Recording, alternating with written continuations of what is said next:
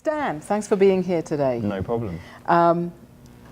Tell us who you are and who you're affiliated with. My name's Stan Mcleod, and I'm the CEO and co-founder of a company called Bandwagon.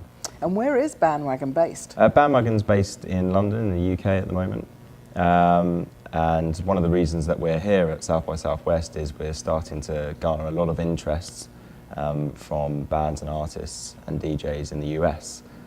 So that probably leads me on to sort of telling you who we are and what we do. Please. We're a music technology platform, and we connect bands, artists and DJs with venues, promoters and festivals across the UK.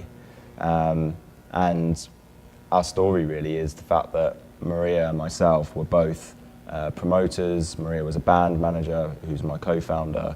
And we were working in live music, we were working at a grassroots level. And we saw a lot of good things that were happening, some great shows with fans and great bands. But we also saw some of the things that really didn't work so well. And a lot of that was around sort of transparency, whether it be the promoter wasn't really communicating very well with the band about what it was that they needed to do, how they needed to promote the show, or how they would get paid. Or if it was the band that wasn't turning up on time, wasn't bringing the right equipment. It was the same things that we were hearing time and time again. And we felt there was an opportunity there to produce something that would improve professionalism and transparency in live music. That's fabulous. So you saw a need and jumped in to fill that need. Absolutely. So how long has the company been going? We launched in January last year. And so we've been going about 14 months now. We're growing quite rapidly in the UK. We have over 5,000 artists, 600 promoters, and we're starting to take on major festivals in the UK now.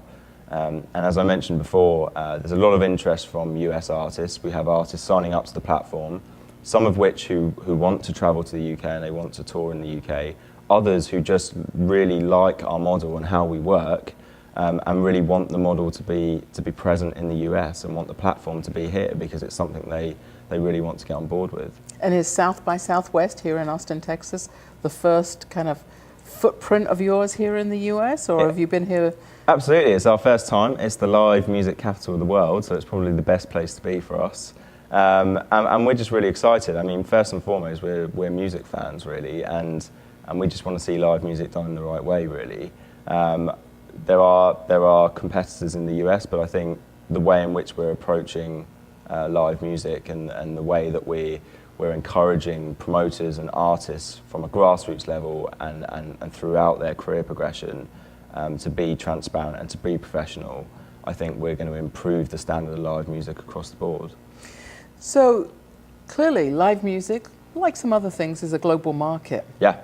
How do you think you're going to work differently as an entrepreneur as you take this idea from Europe into other areas like North America or the US? Well, I mean, it's a challenge, absolutely, because the US is a much bigger market. It's obviously incredibly tempting for something like live music. There's a great live music culture across the US, but we recognise the importance at an early stage to understand live music culture here. There are nuances, there are differences, and I think, again, coming back to some of the competitors that have tried to launch in the UK and mainland Europe, they really didn't understand the culture of live music, and they've got it wrong. And I think one of the reasons for us being here is to start to understand how things work here.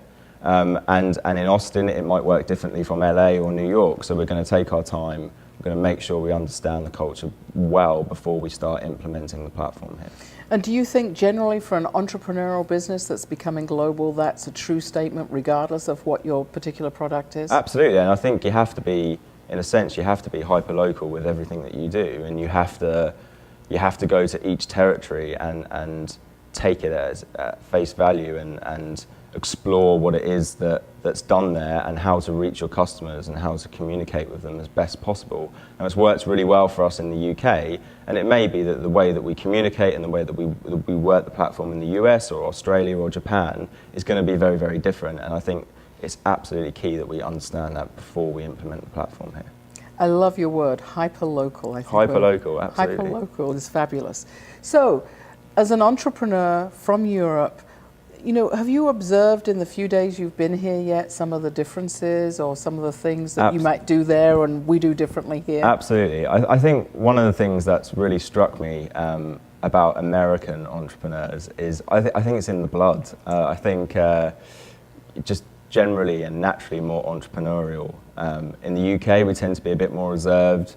We're not so sure about telling people about our idea, whether we think it will be good or not.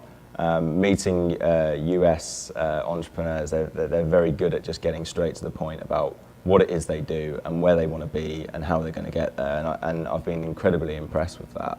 And that's something I'm certainly going to take away and sort of try to encourage myself personally to do when I'm back in the UK, and encourage other UK entrepreneurs to do as well.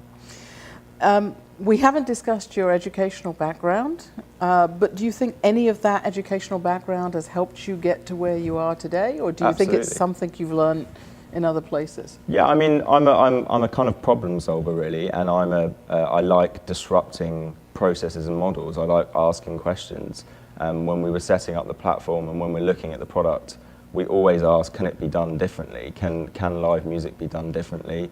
Is there a way that we can improve the process? And my actual background is as a podiatrist, so I've worked in healthcare, which is completely different, but in some sense it's the same. I'm trying to solve a problem, and someone comes and asks me about a particular problem that they have, and I do my very best to make things better for them.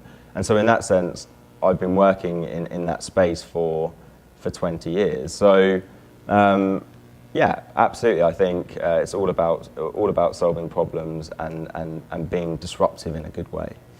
So Dan, here in the US now, what's the major problem you want to solve for your business as you go forward here that the people seeing this might be able to help you with? Well, we're looking for our next round of funding. Capital is important for us to be able to grow out the product, to be able to take on a territory like the US. But also when we're looking for investment, we're looking for mentors, we're looking for individuals who understand the music industry, understand what we're trying to do with Bandwagon, and help us to move that product forward and onto a global stage. That's fantastic. We really appreciate your visit from the UK to Texas, and especially Austin. Thanks for being here. Thank you.